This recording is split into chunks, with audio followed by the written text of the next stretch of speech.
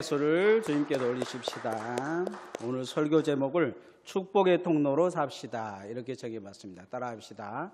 축복의 통로로 삽시다.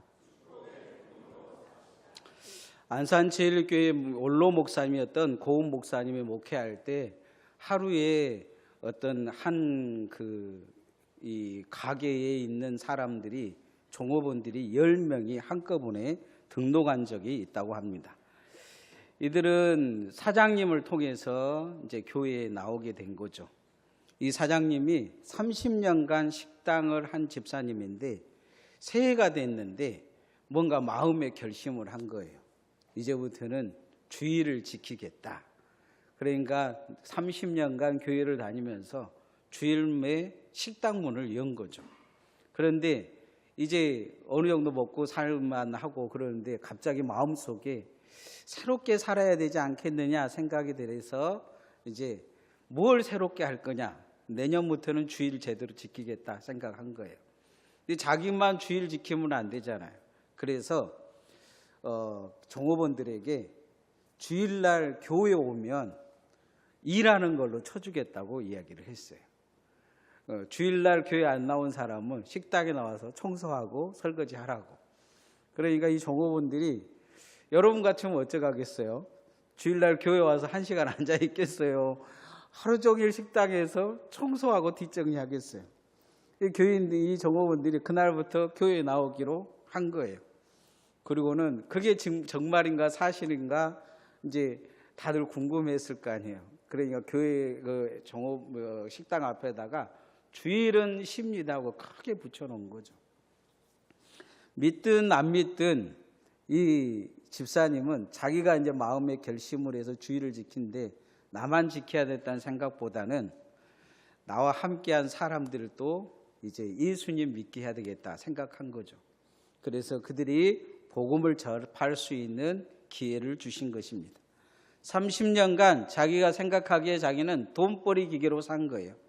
그런데 한 번도 누구에게 예수 믿으라고 말을 못한 거죠. 이유는 뭐냐? 자기가 주의를 지키지 아니하고 자기가 예수님 제대로 믿지 않으면서 나한테 예수 믿으라고 말할 수가 없었던 거죠. 그래서 이제 예수님 전할 수 있는 사람으로 살아야 되겠다 마음을 먹은 거예요. 그리고는 그렇게 축복의 통로로 자기가 살 수 있는 방법을 생각했는데 나도 주의를 지키고 내 종업원들도 주의를 지켜서 예수님을 믿게 해야 되겠다는 생각을 한 거죠. 세상에서 우리가 살아가는데 여러 가지로 남에게 베풀 수가 있는 것이 있습니다. 그런데 가장 잘 우리가 해야 될 것 중에 한 가지가 뭐냐? 예수님을 잘 믿도록 또 예수님을 전해야 될 줄 믿습니다.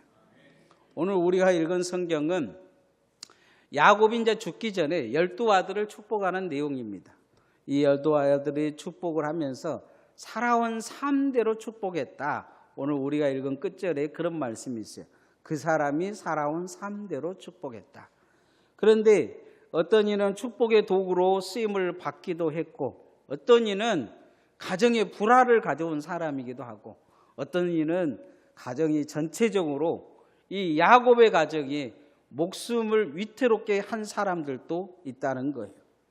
오늘 이 두 사람을 좀 주목해서 보려고 하는데 가장 주목한 인물이 누구냐? 오늘 성경의 내용은 요셉의 축복에 관한 이야기가 쭉 나와 있는 것을 볼 수가 있습니다. 이 요셉의 축복을 이 야곱은 아주 중요하게 생각했느냐? 그가 그 시대의 축복의 통로로 사용되고 있기 때문이에요. 한 시대를 살아가는 성도로서 우리가 남은 생에 그 누군가에게 축복의 통로가 되어지는 그 은혜가 여러분에게 있기를 소원합니다. 우리가 축복의 통로가 되기 위해서는 받은 하나님의 은혜가 내게 머물면 안 되고 그 은혜를 나눠주는 통로가 돼야 됩니다. 따라합시다. 은혜의 통로로 삽시다. 여러분을 만난 사람이 하나님의 은혜다. 당신을 만난 게 하나님의 은혜다. 이런 생각을 갖고 사는 사람을 혹시 본 적이 있습니까? 늘 주머니에다가 손을 넣고 다니는 의사가 있었어요. 강의를 할 때도 늘 손에다가 주머니를 넣고 다닌 거예요. 이 학생들이 생각하기에 손이 아픈가 보다 그 생각했는데 어떤 학생이 이 교수에게 물어요. 교수님, 왜 늘 한쪽 손을 그렇게 넣고 다니십니까? 그러니까 이 의사가 그렇게 이야기해요. 나는 따뜻함을 전해주는 의사가 되고 싶다는 거예요. 내가 만나는 환자들은 전부 다 암 환자들인데 손이 차갑다는 거예요. 그래서 그들이 손을 잡을 때 내가 그들에게 위로해 줄 때 내 손에서 따뜻한 온기가 그들에게 전달되고 내 따뜻한 마음이 고쳐주고 사랑해주고 그를 치료해주고 싶은 마음이 그 마음속에 들어서 그가 용기를 내고 새 힘을 얻기 위해 하는 그런 마음을 갖기 위해 내가 늘 그 마음을 잊지 않기 위해서 내 손부터 따뜻하게 만든다는 거예요. 언제 밖에 나가서 암 환자를 만날지 모르니까 늘 준비하고 있는 거죠. 손에. 그래서 남들이 보기에는 이상한 사람이지만 자기 자신의 마음속에는 따뜻한 마음을 준비하고 있는 거예요. 나를 만나는 암 환자들에게 희망을 주는 사람으로, 따뜻함을 전달해 준 사람으로, 또 내 자신에게도 내가 이 사람을 꼭 고쳐야 되겠다, 내가 이 사람에게 힘을 줘야 되겠다, 내가 이 사람에게 용기를 줘야 되겠다는 그런 마음을 가지고 산 거예요. 예수 그리스도를 믿는 사람이라면 우리가 그런 마음을 가지고 살아야 되지 않겠어요? 차가워진 마음, 분노하는 마음, 미워하는 마음, 증오하는 마음, 질투하는 마음을 가지고 내가 그 누군가의 손을 잡는다면 예수 사랑의 온기보다는 사단의 저주가 옮겨갈 거예요. 우리가 예수의 축복을 전하는 사람으로 따뜻한 마음이 내 마음에 있기를 소원합니다. 야곱이 12 아들을 보는데 정말로 따뜻한 마음이 있었어요. 남들이 보면 분노하고 죽이고 싶고 막 그럴 삶을 산 거예요. 그런데 그 아들을 만나보니 너무 따뜻한 거예요. 자신의 인생과는 다른 거예요. 즉 야곱의 인생을, 야곱을 만났던 사람들은 손을 잡으면 분노한 거예요. 너무 차갑고 너무 매정하고 분노하고 죽이고 싶은 사람이었어요. 그런데 요셉은 그렇지 않는 거예요. 자기의 형들이 자기를 죽이려고 했는데 용서한 거예요. 어찌 보면 TV 이 단막극이라든지 큰 연속극을 요셉의 인생으로 요즘 그 작가들이 만든다면 아마 막장극을 만들지 몰라요. 잡아다가 막 죽이고 막 고문하고 형들이 어떻게 했냐고 막 그러고 그렇게 했을 거예요. 그러나 요셉은 그렇게 살지 않아요. 형들을 용서합니다. 형들을 끌어안고 웁니다. 그 안에 따뜻함이 있는 거죠. 보디발을 용서해요. 그 시대에 돈이 없어서 오는 모든 사람들 한 사람이라도 돌려보내지 않고 그들을 먹을 것을 줘서 그들을 회복시키고 살려줍니다. 오늘 요셉에게 이 야곱이 보는 건 뭐냐면 그에게 은혜가 흐르고 있다는 거예요. 따뜻한 하나님의 사랑이 그에게 흐르고 있다는 거예요. 49장 22절 말씀 읽어봅시다. 시작. 요셉은 무성한 가지, 곧 샘 곁에 무성한 가지라.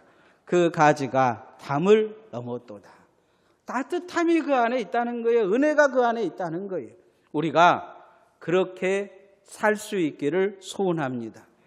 우리가 만나는 자마다 우리가 성도들을 바라볼 때 우리가 함께하는 가족들과 직장인들을 바라볼 때 그런 마음이 있다면 하나님은 그 사람을 통해서 그 모든 사람들을 복 주시고 축복하실 줄 믿습니다. 요셉은 무성한 가지가 되었다는 거예요. 은혜로 하나님 앞에 성장했다는 거예요. 그에게는 하나님의 은혜의 샘에 있다는 거예요. 그리고 그 가지가 담을 넘어서 꽃을 피고 열매를 맺어 그 시대의 많은 사람들을 살리고 그 가족을 살렸다는 거예요. 야곱이 이 12 아들을 축복하는데 첫 번째 축복하는 아들이 있었어요. 루벤입니다. 그런데 말은 축복인데 축복이지 않아요. 이 아들은 하나님이 특별하게 첫 번째로 태어난 은혜를 받았어요. 그런데 그는 아버지 처법과 바람이 났어요. 아버지는 그를 용서했지만 그러나 하나님의 축복은 그에게 부어줄 수가 없었어요. 첫째 장자로 부름을 받았으나 은혜로 살지 못한 거예요. 우리도 하나님의 은혜를 받아서 구원의 사람들이 되었습니다. 은혜의 일꾼으로 하나님이 우리를 부르셨습니다. 그런데 어느 날부터 은혜는 온데간데 없고 내 마음속에 다른 것이 가득 차서 내가 만나는 사람들에게 하는 소리가 은혜이기보다는 불평과 불만이 가득하고 누구의 흉이나 들여다보고 누구가 문제 있다고 이야기하고 나의 나된 모습보다 나의 모습에게 들보는 보지 못하고 남의 티는 보면서 그렇게 뭔가 세상을 은혜의 땅으로 만들기보다 불평과 불만과 절망의 땅으로 만들고 있지는 않는지 우리 자신을 되돌아봐야 합니다. 요셉은 그렇게 살지 않았어요. 보디발의 집에 가서도 형들을 욕하지 않냐고 하나님께 기도한 거죠. 감옥에 가서도 자기가 원한을 가질 수 있는 상황에 원한을 갖지 않았어요. 하나님은 그래서 그에게 은혜의 샘이 되게 하신 거예요. 그곳에 기도해서 은혜가 그 안에 채워진 거예요. 그 은혜가 자라나서 많은 사람들을 먹이고 남은 만큼 살릴 만큼 큰 은혜의 가지가 그에게 되어진 거예요. 큰 나무가 되어진 거죠. 예수 믿는 우리가 그렇게 되어지기를 소원합니다. 나를 만나는 자마다 은혜가 전달되도록 내가 받은 하나님의 은혜를 나눠주고 섬겨주고 그 따뜻한 마음이 여러분에게 있기를 소원합니다. 나이가 들어가면 가장 먼저 식은 것이 가슴이라고 해요. 사람도 몸이 식어가잖아요. 몸이 식어가요. 그래서 어르신들 만나면 막 이렇게 그 어르신들이 제가 어떤 분에게 그런 이야기를 했어요. 이렇게 마을 회관 같은 데 가서 이렇게 가서 친구도 사귀고 막 그래라 그랬어요. 어떤 목사님이 마을 회관에 갔더니 하루 동안 들었던 이야기가 남 흉보고 남 욕하는 말만 듣고 왔다는 거예요. 마음이 식어버린 거죠. 따뜻한 마음이 없는 거예요. 우리가 교회 신앙생활 하면서도 뭔가 따뜻함이 없다면 세상 사람들이 교회에 와서 더 차가움을 느끼고 갈 수 있어요. 겨울이지 않습니까? 따뜻함이 있기를 원합니다. 하나님의 은혜의 따뜻함만 내 마음에 품어서 내가 만나는 사람들에게 은혜를 나누는 삶을 살아가시기를 소원합니다. 요셉은 하나님의 팔이 되었어요. 하나님의 도움을 주는 팔로 살았어요. 강한 팔로 살았다. 야곱은 그에게 그렇게 축복하는 걸 볼 수가 있어요. 우리도 이 땅에 하나님의 팔과 하나님의 다리로 하나님의 도구로 살기를 소원합니다. 따라합시다. 하나님의 팔과 도구로 쓰임 받읍시다. 프랑스의 스트라부스라는 곳에 교회가 있었어요. 전쟁 때 독일군들이 비행기를 가지고 성당에 사람들이 있는 줄 알고 폭격을 했습니다. 그런데 예수님의 상이 있었는데 딱 넘어졌는데 팔과 다리가 부러진 거예요. 전쟁이 끝나고 나서 이것을 수리하자고 의견이 있었어요. 그런데 한 사람이 그런 이야기를 해요. 우리가 그걸 그대로 세워놓고 팔과 다리가 없는 예수님의 상을 세워놓고 우리가 팔과 다리로 삽시다. 그 이야기를 한 거죠. 모두 다 그 말에 감동을 받은 거예요. 그 후에 동상 앞에 그렇게 써졌다고 해요. 이 예수님의 동상에 양손이 없는데 우리는 예수님의 대신 양손으로 살고 우리가 예수님의 발이 없는데 우리가 예수님의 발로 살겠습니다 하는 팻말을 세웠다고 해요. 누구든지 그 앞에 지나갈 때 그것의 그 약속을 뒤돌아봤을 거 아니에요. 내가 예수님의 팔로 살고 있는가? 힘들고 어려운 사람들이 있으면 내가 손을 잡아주는가? 내가 돕고 사는가? 내가 정말로 어려운 사람들이 있으면 그들을 찾아가는 발이 되어지고 있는가? 뒤돌아보게 됐다는 거죠. 우리는 이런 설교를 많이 듣습니다. 그러나 실제적으로 그렇게 살기가 쉽지 않습니다. 어쩔 때는 그렇게 살면 고난을 당하기도 하고 애매한 모함도 당하기도 하고 어쩔 때는 내 욕망을 내려놔야 될 결단을 해야 될 때도 있습니다. 그런데 요셉은 그렇게 살았습니다. 보디발의 집에 가서도 형들이 자기를 팔아먹는데 주님의 팔과 다리로 살았어요. 그래서 하나님이 그 집을 축복한 거죠. 감옥에 가서도 하나님이 그 감옥을 축복하셨어요. 이 요셉이 애굽의 총리가 되니까 그 애굽을 하나님이 축복하셨어요. 하나님의 팔과 다리로 사는 사람, 하나님의 도구로 사는 사람, 그에게 있어서 야곱이 보기에 전능자의 팔이 그의 양 옆에 있는 거죠. 24절 말씀 읽어보십시다. 시작. 요셉의 활은 도리어 굳세며 그의 팔에 힘이 있으니 이는 야곱의 전능자 이스라엘의 반석의 목자의 손을 힘음이니라. 그에게는 하나님의 팔이 역사한다는 거예요. 그가 하나님의 팔로 살았기 때문이에요. 자신을 위해 살지 않았어요. 자신의 목적을 위해 살지를 않았습니다. 구원의 팔로, 은혜의 팔로 살았어요. 그래서 그를 통해서 애굽에 죽어갈 모든 사람들을 그 시대에 살려내고 가족들도 살려낸 거죠. 야곱의 축복 중 제일 심각한 벌을 받은 사람들이 있어요. 이건 저주가 축복이 아니고 거의 저주 수준에 가까워요. 누구냐면 시몬과 레위예요. 이들은 동생 디나가 강간당하는 그것을 가지고 빌미 삼아서 자신들의 목적을 위해 이용해 먹고 살았어요. 가서 남자란 그 속여가지고 할례를 받게 하고 할례를 그렇게 하게 한 그 순간에 가서 다 남자는 다 죽여버리고 어린아이들과 여자들을 탈취하고 그 집 재산들을 탈취해 왔어요. 완전히 이것은 강도나 다름없는 삶을 산 거예요. 보복한다는 것이 핑계를 대고 뭔가 자기들이 상처받았다는 핑계를 대고 더 상처를 주고 악한 행동을 한 사람들이에요.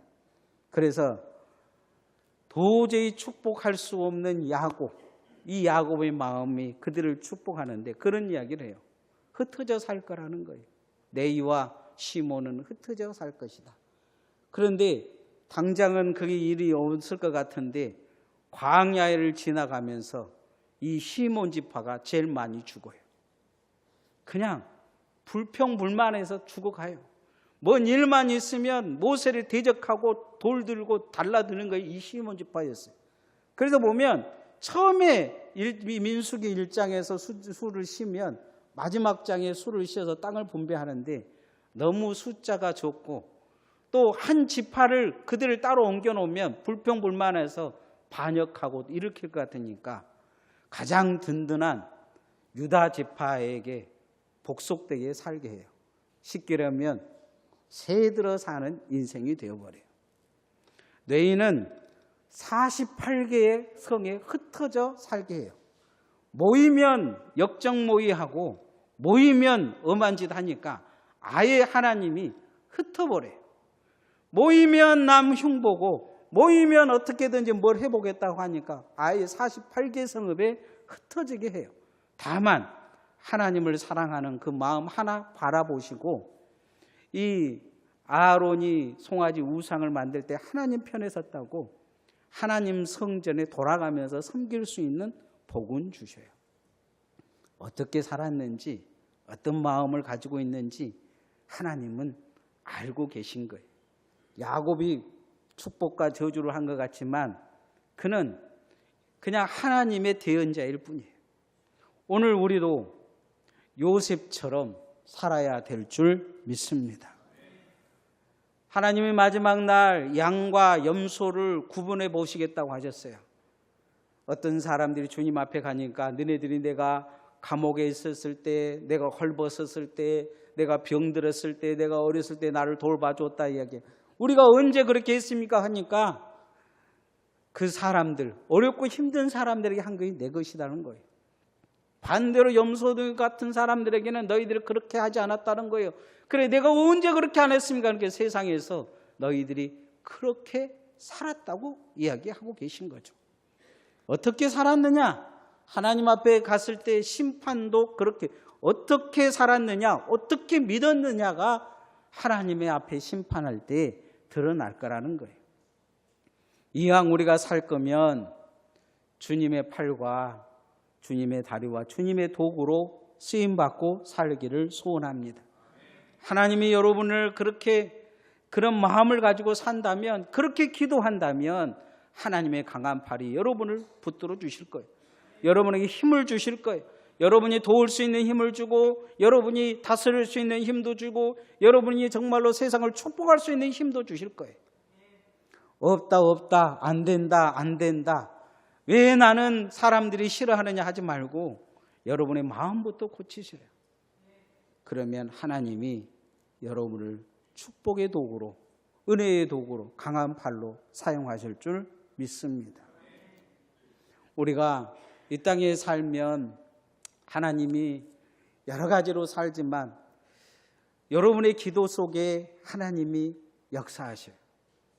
어떤 기도를 하고 사는지 대부분의 사람들은 기도도 안 하고 살죠. 교회 다니면서. 그런데 어떤 기도를 하고 사는지 하나님은 알고 계셔요. 요셉은 어떤 기도를 하고 살았을까요? 아마 자신이 하나님의 도우심을 주는 통로로 되기를 원하고 있었을 거예요. 그래서 하나님은 그의 기도를 들어주셔요. 우리도 하나님이 나를 도와줄 뿐만 아니고 나를 통해서 다른 사람들을 갑절로 도와줄 수 있는 도움의 통로가 되어지기를 소원합니다. 따라합시다. 도움의 통로로 삽시다. 고아들의 아버지라는 조지 밀러 목사님이 있었습니다. 이분은 기도의 사람으로 유명하죠. 늘 기도하는데 기도의 핵심이 뭐냐면 남을 도와주는 거예요. 좌우자 힘들고 어려운 사람들 누군가 있으면 조지 밀러 목사님에게 이야기하면 막 기도를 해주는 거죠. 그 조지 밀러 목사님보다 아주 뛰어나고 존경받고 설교도 잘하고 교회도 큰 목사님이 있었어요. 누구였냐면 스펄전 목사님이었어요. 교인들이 밀려 오니까 예배당을 새로 지어야 되는 거예요. 너무 작아서. 그래서 예배당 짓기 위해서 헌금을 모았어요. 교인들이 많으니까 헌금이 금방 모였어요. 이제 예배당 지을 수 있다 하고 막 기도하고 하나님 앞에 예배당 어떻게 지을 거냐고 물어보니까 새벽에 하나님의 마음속에 그런 마음을 준 거예요. 조지 밀러 목사 줘라. 아니 예배당이 부족해서 기도하는데 또 그 다음날 기도하는데 하나님이 또 그런 마음, 조지 밀러 목사 줘라. 그런데 어느 날 조지 밀러 목사가 다른 일로 스푸전 목사님에게 오더라는 거예요. 그래서 도대체 요즘 뭔 일을 하간데 기도만 하면 예배당 지어놓을 이 헌금을 당신 주라고 하냐? 하나님 앞에 뭔 기도하고 있냐고 한번 물어본 거예요. 그러니까 조지 밀러 목사님이 그 이야기를 한 거예요. 지금 고아원에 애들이 가득 차가지고 전쟁 고아가 더 많이 생기는데 그 아이들을 데려와야 되는데 고아원이 부족해서 그냥 하나님 앞에 돈 없으니까 새벽마다 울면서 고아원 하나 좀 짓는 돈 좀 달라고 이야기하고 있다고. 그러니까 이 스포츠 목사님이 여기 있어 가져가시오 하고 예배당 지을 돈을 이 조지 밀러 목사님에게 줬다고 이야기해요. 이 두 분은 아주 위대한 목회자입니다. 그런데 하나님이 특별하게 그 시대의 도움의 통로로 쓰이는 도구가 있는데 조지 밀러 목사님이었습니다. 이유는 마음속에 많은 사람들을 도와야 된다는 사명이 그 안에 있었기 때문이에요. 한때 그는 선교사로 가기로 했는데 선교지에서 받아주질 않아요. 선교단체에서 모자라다고 능력이 안 된다고 그 다음에 언어를 할 줄 모른다고 안 받아준 거예요. 그래서 자기가 할 수 있는 것이 작은 고아들을 돕는 그곳에 취직을 하는데 거기서 하나님 앞에 기도해요. 내가 세상에 나가서 복음은 못 전해도 이 아이들은 내가 도울 수 있지 않습니까? 하나님 내가 이 아이들을 돕겠습니다 하고 기도하기 시작해요. 그런데 그 기도를 하나님이 들어주면서 엄청난 역사를 일으켜요. 어마어마한 고아원을 만들어요.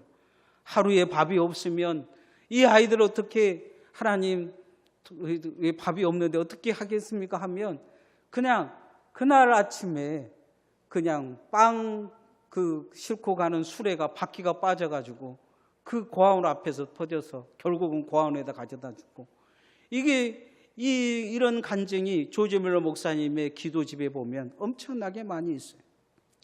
이유는 그가 자신이 도우심의 통로로 살고자 하는 목적이 있었기 때문이에요. 하나님은 요셉이 잘 되면 그 시대가 잘 되고, 요셉이 잘 되면 주변 사람이 잘 되고, 그런 마음을 가지고 계세요. 그래서 요셉에게 마음껏 복을 주면 혼자 처먹지 않고 나눠줄 것이다. 혼자 잘 되지 않고 모든 사람들이 잘 되게 할 것이다. 이런 생각을 갖고 사신 거예요. 25절 말씀 읽어보십시다. 시작. 내 아버지의 하나님께로 말미암나니 그가 너를 도우실 것이요 전능자로 말미암나니 그가 내게 복을 주실 것이라. 위로 하늘의 복과 아래로 깊은 샘의 복과 젖먹이 복과 태의 복이로다. 하나님이 너를 복 주실 수밖에 없는 그런 사람이라는 거예요. 요셉이 그런 인생을 살았다는 거예요. 우리도 그렇게 살기를 소원합니다. 여러분이 그러면 기도부터 바꾸셔야 돼요. 누군가를 도울 수 있는 기도를 하십시오. 힘들고 어려운 사람들, 절망스러운 사람들, 병든 사람들 보면 왜야 저렇게 아플까 이런 생각을 하지 말고 하나님 고쳐달라고 기도하는 기도의 사람들 되어지기를 소원합니다. 저들을 도와달라, 저들을 붙들어달라, 저들을 하나님이 세워달라, 그 기도부터 여러분이 바꾸면 하나님이 여러분에게 그 기도를 이루어갈 수 있는 능력과 복을 주실 줄 믿습니다. 야곱의 아들 중에서 미래에 가장 큰 축복을 받은 아들이 있어요. 누구냐면 유다입니다. 유다는 그냥 그 며느리가 창녀인 줄 알고 모르고 그냥 잘못된 짓을 해서 쌍둥이 아들을 낳을 정도로 좀 경건에는 문제가 있는 사람이에요. 그런데 한 가지 다른 것이 있었어요. 그건 뭐냐면 어렵고 힘들고 죽음에 있는 자는 어떻게든지 도와야 된다는 생각을 가지고 있는 거예요. 다른 형제들이 요셉을 죽이려고 했을 때 요셉을 살리자고 구덩이에서 꺼내고 차라리 죽이려면 애굽의 종으로 팔자고 해서 살려준 게 누구냐? 유다예요. 어떻게든지 살리려고 하는 거죠. 요셉이 시몬을 가두려고 했을 때 내가 대신 잡히겠다고 해요. 나중에 베냐민을 데리고 오라 요셉이 이야기하면서 형들이 요셉인지 모르고 막 협박당할 때 내가 대신 베냐민에게 잡히겠습니다. 야곱에게도 그런 이야기를 해요. 베냐민이 죽을 일이 생기면 내 목숨 내놓겠다. 그렇게 이야기해요. 그게 유다였어요. 예수님은 유다 지파에서 나십니다. 하나님이 그 마음을 아신 거예요. 그 인생에 어떤 마음을 갖고 어떤 생각을 하고 어떤 말을 하고 사는지 알고 계십니다. 그래서 우리도 누군가를 도와주려는 따뜻한 마음이 우리 안에 있어야 될 줄 믿습니다. 하나님의 도우심의 통로가 되어지면 여러분에게 하나님이 여러분을 도와주실 것이요 여러분에게 전능자의 복을 주실 것이며 위로 하늘의 복과 아래로 깊은 샘의 복과 젖먹이는 복과 태의 복을 여러분에게 마음껏 부어주실 줄 믿습니다. 그 마음이 여러분에게 있으면 여러분의 후손이 잘 되고 마지막 예수 그리스도의 도구로 축복의 도구로 그렇게 사용될 줄 믿습니다. 이제 말씀의 결론을 맺으면 축복의 통로로 하나님이 나를 부르셨습니다. 따라합시다. 축복의 통로로 하나님이 나를 부르셨습니다. 그래서 우리는 은혜의 통로가 되어야 합니다. 하나님의 팔과 하나님의 다리, 하나님의 도구로 하나님이 나를 쓰시고자 하는 목적이 있습니다. 하나님의 도우심의 통로가 하나님의 도우심의 통로로 나를 부르고자 하는 목적이 있습니다. 그 목적대로 살면 오늘 성경의 말씀처럼 25절에 하늘의 복과 깊은 샘의 복과 천목이 복과 태의 복이 여러분의 가정과 후손에게 또 여러분이 기도하는 모든 곳에 임할 줄 믿습니다. 찬양하십시다.